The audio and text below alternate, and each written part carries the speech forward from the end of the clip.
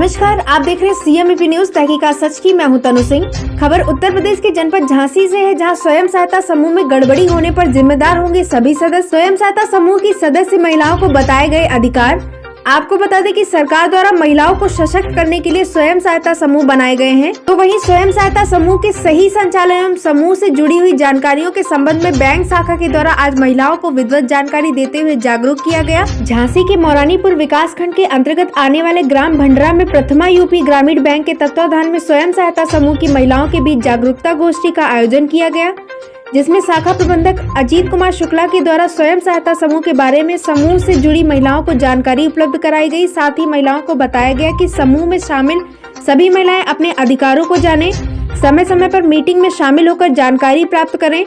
समूह का उद्देश्य सभी महिलाओं को सशक्त करना है, न कि समूह में जुड़े हुए अध्यक्ष, उपाध्यक्ष और सचिव तक ही समूह के कार्य सीमित कर दें। कार्यक्रम के दौरान बड़ी संख्या में महिलाएं उपस्थित रहीं।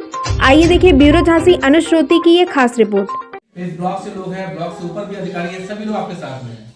वो आपका काम सुगम करने के लिए, लेकिन अंततः आपको करना है आप ही को है। जमा भी आप लोग करेंगे, निकालेंगे भी आप। बस ये है कि जमा निकासी समय से होती रहे।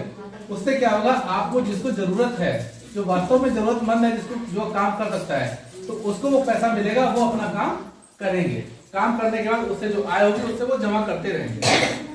ठीक है, इसमें कोई किसी का कुछ प्रश्न हो तो वो आप तैयार रखिएगा, अभी पता पूछेगा सभी लोग। दूसरी चीज जो है, अभी जो सामाजिक सुरक्षा की जो हमारे यहाँ योजनाएं चल रही है, ये भी सरकार की है। जैसा भी पाठक जी ने बताया, अटल पेंशन योजना, प्रधानमंत्री जीवन ज्योति बीमा योजना, जीवन सुरक्षा बीमा योजना, ये तीन है। तीन में क्या है, अटल पेंशन योजना में क्या रहता है, इसमें एक समय के बाद जब 60 वर्ष की आयु हो जाएगी, जैसे आज आप लोग हैं, क्या 60 साल में भी ऐसे रहेंगे? नहीं रहेंगे। क्या होगा, अच्छा होगा। 10 मेंबर है, 10 में से 2 या 3 मेंबर आते हैं, जो केवल अध्यक्ष आता है, सचिव आता है, कोषाध्यक्ष आता है, 1-8 मेंबर और आते हैं, बाकी सब आते नहीं है। तो ये हम ये काम कोशिश कर, सबसे पहले कोशिश ये करो कि समूह का मीटिंग जब भी होता है सब आया करो, अपना अंगूठा खुद लगाया करो, दूसरे का मत लगाया करो। इसमें ये होता है, अच्छा बाद में हम कुछ पूछते हैं तो हमें तो कुछ पता ही नहीं है, हम तो पढ़े लिखे नहीं है, यही एक शब्द रहता है सभी का। तो कम से कम 10 मेंबर होते हैं, जो भी होते हैं, केवल अध्यक्ष, सचिव और कोषाध्यक्ष तो जिम्मेदार है, लेकिन आगे कुछ भी हो जाता है तो जिम्मेदार 10 के 10 मेंबर पे आते हैं।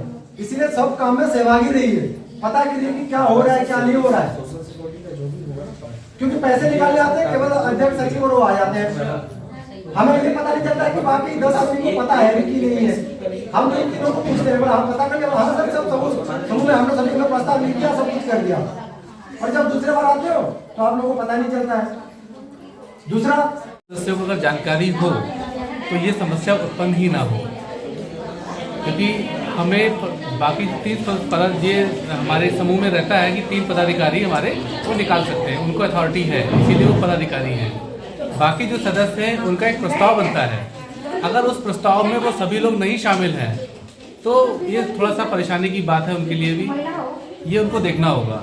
जागरूकता बहुत जरूरी है और सभी सदस्यों को ये पता होना चाहिए कि इसमें पैसा जो निकल रहा है ये कहाँ जा रहा है, किसको जा रहा है। अभी हमारे पटेल साहब ने जो बताया है, इसी के बारे में जानकारी दी है कि सभी लोग जागरूक हो और हम क्या कर रहे हैं और क्यों कर रहे हैं, या कोई महिला क्या कर रही है उस पैसे का, ये सभी को पता होना चाहिए।